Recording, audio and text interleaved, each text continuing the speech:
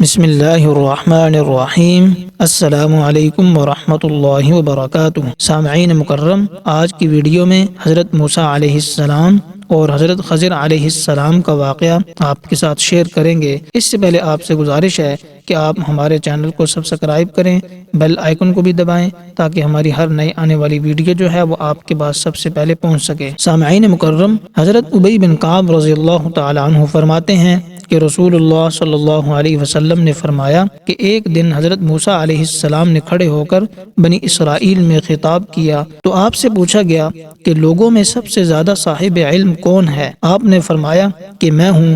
اس وجہ سے اللہ کا عتاب ان پر ہوا کہ انہوں نے علم کو اللہ کے حوالے کیوں نہ کر دیا۔ تب اللہ تعالیٰ نے ان کی طرف وحی بھیجی کہ میرے بندوں میں سے ایک بندہ 2 دریاؤں کے پاس رہتا ہے، وہ تجھ سے زیادہ صاحب علم ہے۔ حضرت موسیٰ علیہ السلام نے کہا، اے پروردگار، میری ان سے کیسے ملاقات ہو؟ حکم ہوا کہ ایک مچھلی توشے میں رکھ لو، پھر جب تم اس مچھلی کو گم کر دو تو وہ بندہ تمہیں وہیں ملے گا۔ حضرت موسیٰ علیہ السلام چل پڑے اور ساتھ میں اپنے خادم یعنی یوشع بن نون کو لے لیا۔ انہوں نے توشے میں مچھلی رکھ لی۔ جب ایک پتھر کے پاس پہنچے تو دونوں اپنے سر اس پتھر پر رکھ کر سو گئے اور مچھلی توشہ دان سے نکل کر دریا میں چلی گئی۔ اور یہ بات حضرت موسیٰ علیہ السلام اور ان کے ساتھی کے لیے تعجب انگیز تھی۔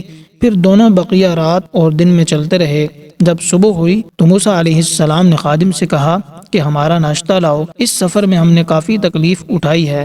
حضرت موسیٰ علیہ السلام بالکل نہیں تھکے تھے، مگر جب اس جگہ سے آگے نکل گئے جہاں تک انہیں جانے کا حکم ملا تھا، تب ان کے خادم نے کہا کہ کیا آپ نے دیکھا تھا کہ جب ہم پتھر کے پاس ٹھہرے تھے تو میں مچھلی کو بھول گیا؟ حضرت موسیٰ علیہ السلام یہ سن کر بولے کہ یہ وہ جگہ ہے جس کی ہمیں تلاش تھی۔ تو وہ واپس لوٹ گئے۔ جب پتھر تک پہنچے تو دیکھا کہ ایک شخص کپڑا اوڑے ہوئے موجود ہے۔ حضرت موسیٰ علیہ السلام نے انہیں سلام کیا۔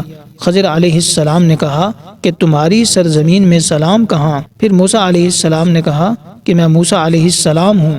حضرت خضر علیہ السلام بولے کہ بنی اسرائیل کے موسیٰ علیہ السلام؟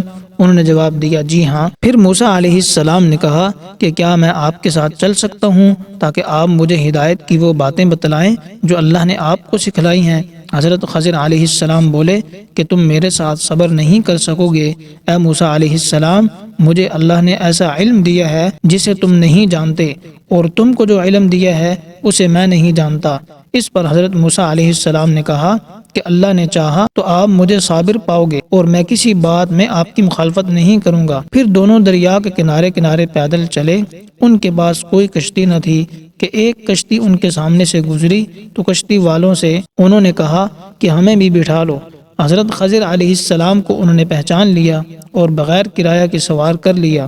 اتنے میں ایک چڑیا آئی اور کشتی کے کنارے پر بیٹھ گئی۔ پھر سمندر میں اس نے 1-2 چونچیں ماری۔ حضرت خضر علیہ السلام بولے کہ اے موسیٰ علیہ السلام، میرے اور تمہارے علم نے اللہ کے علم میں سے اتنا ہی کم کیا ہوگا جتنا اس چڑیا نے سمندر کے پانی سے۔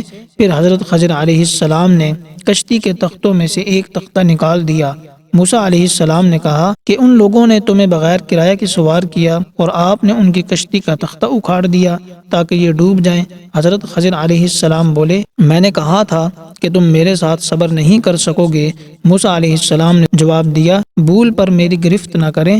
موسیٰ علیہ السلام نے بھول کر یہ پہلا اعتراض کیا تھا۔ پھر دونوں چل پڑے۔ ایک لڑکا بچوں کے ساتھ کھیل رہا تھا۔ خضر علیہ السلام نے اوپر سے اس کا سر پکڑ کر ہاتھ سے الگ کر دیا۔ موسیٰ علیہ السلام بولے کہ تم نے ایک بے گناہ کو بغیر کسی جانی حق کے مار ڈالا۔ خضر علیہ السلام بولے کہ میں نے تمہیں کہا تھا کہ تم میرے ساتھ صبر نہیں کر سکو گے۔ پھر دونوں چلتے رہے حتیٰ کہ ایک گاؤں کے پاس آئے۔ ان سے کھانا لینا چاہا، انہوں نے کھانا دینے سے انکار کر دیا۔ انہوں نے وہیں دیکھا کہ ایک دیوار اسی گاؤں میں گرنے کے قریب تھی۔ خضر علیہ السلام نے اپنے ہاتھ کے اشارے سے اسے سیدھا کر دیا۔ موسیٰ علیہ السلام بولے، اگر آپ چاہتے تو اس کام کی مزدوری لے سکتے تھے۔